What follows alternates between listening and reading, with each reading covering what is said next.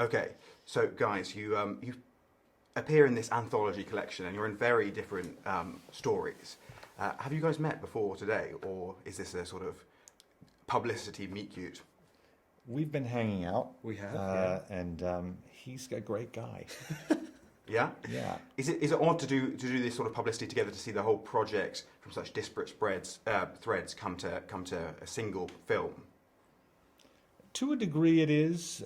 Each film is so resolutely what it is that speaking about it in this, I don't know, mélange is kind of interesting, but fitting because each one is so different within the Western genre that we really should be paired with one another, even though tonally our vignettes are so different, I think. What do you think? Yeah.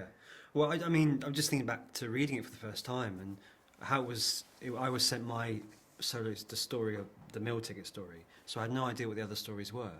And then you read them as a one collective thing, and suddenly it makes sense. So it's sort of joyous to be sort of doing the circuit with such a wonderful cast. And the meal ticket story, particularly, is so contained. It was sort of the gold prospector too. Did you feel like you were on a big film, when you were shooting, or do you feel like you were shooting a short film? Well, I think I hope I'm right in saying this. Joel and Ethan's sets are so. It feels like it's shooting a very small film because it's so relaxed on set. So in that regard, you didn't get a sense of filming a Coen Brothers film or so forth. So so it felt very quiet, gentle, relaxed, which was just a dream to be on. Tim, you've been on in these before, the Coen Brothers films before. Did you feel it felt different because it was a 20-minute project, or did you think it was the same scope that they had for the previous ones you've been in? It was very intimate because I spent so much time by myself in front of the camera. So much of it is just monologue and singing directly to camera.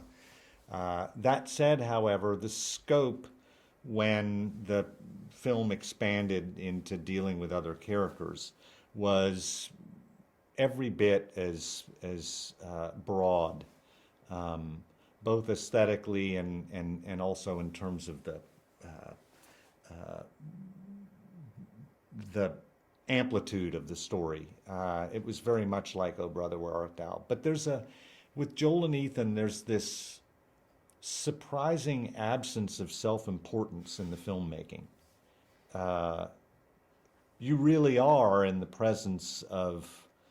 It's like being a color on Picasso's palette. They are at that level. But you'd never know. They don't think of themselves that way. They're just telling their story in an intimate way. And you get to be a part of that. And did you feel like you were involved in something quite new in terms of how this film is going to be distributed? I mean, I don't know if you've both done huge movies. This isn't going to have the big theatrical Harry Potter, Incredible Hulk sort of dynamic. But did you feel when you were making it that there was this? Did you know when you were making it that it was going to be streamed predominantly rather than theatrical?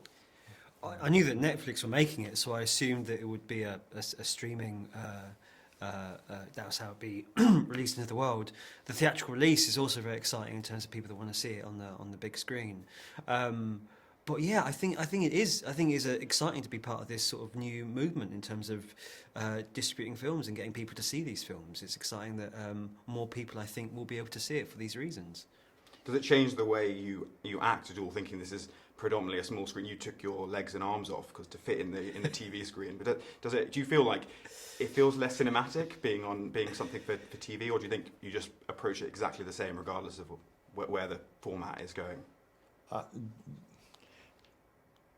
I was always frightened this would only be seen on smartphones and iPads.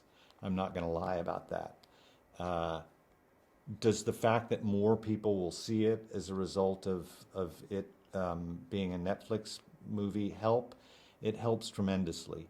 But I think this should be seen on the biggest screens possible. Luckily, however, people have those screens in their homes now.